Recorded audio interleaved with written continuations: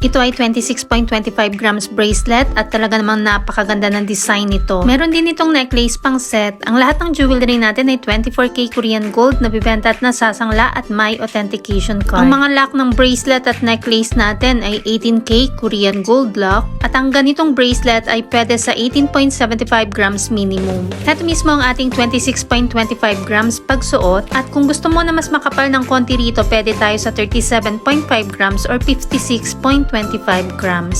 Ang ganitong design ng bracelet ay malapad ang style. Ang 26.25 grams sa 19cm ay nasa 8mm. Lahat ng bracelet ay plain lang sa likod gaya nito.